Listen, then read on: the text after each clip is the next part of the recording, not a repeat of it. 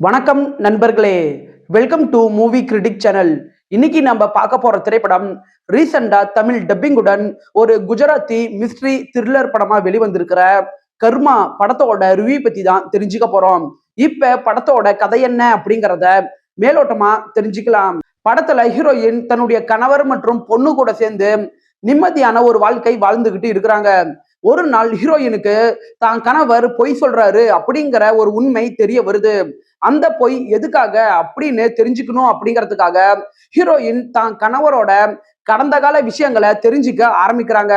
அந்த விசாரணை மூலமா வெளிவர உண்மைகள் என்னென்ன, கடைசியா செய்த கர்மாவுக்கு தண்டனை யாரு அனுபவிச்சாங்க அப்படின்னு சொல்றதுதான் படத்தோட மீதி கதையே.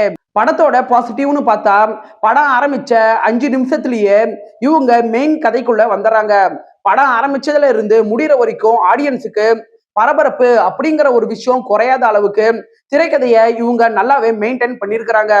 இந்த படம் 1 மணி நேரம் 55 நிமிஷம் ரன் ஆகக்கூடிய ஷார்ட்டான படம்.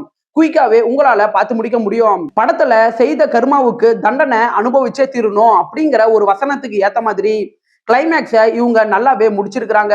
படத்துல ஹீரோயினுக்கு கணவரா சேத்தன் ததானி அப்படிங்கிறவரு தான் நடிச்சிருக்கிறாரு. படத்துல உண்மைகள் ஒன்னொன்னா வெளியே வர அவரு பயப்பட ஆரம்பிப்பாரு. அந்த இடங்கள்ல யதார்த்தமான நடிப்பை வெளிப்படுத்தியிருக்கிறாரு. படத்துல ஹீரோயினா பிருந்தா திரிவேதி அப்படிங்கிறவங்க தான் நடிச்சிருக்கிறாங்க.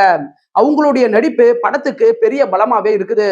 படத்தோட குறைகள் அப்படின்னு பார்க்கும்போது இந்த படத்தை மேக்கிங் வைஸா இன்னுமே இவங்க கொஞ்சம் பெட்டரா கொண்டுட்டு வந்திருக்கலாம். காரணம் என்னன்னா, சில இடங்கள்ல இந்த படத்தை பார்க்கும்போது சீரியல் பாக்குற மாதிரியான ஒரு ஃபீலை இந்த படம் ஏற்படுத்துது.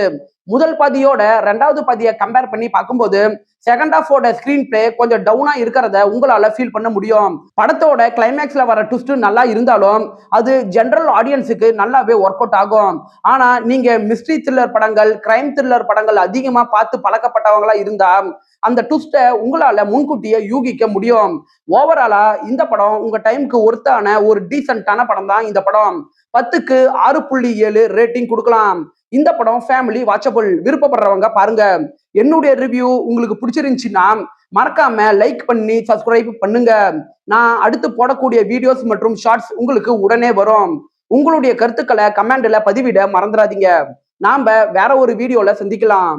அது வரைக்கும் நன்றி, வணக்கம்.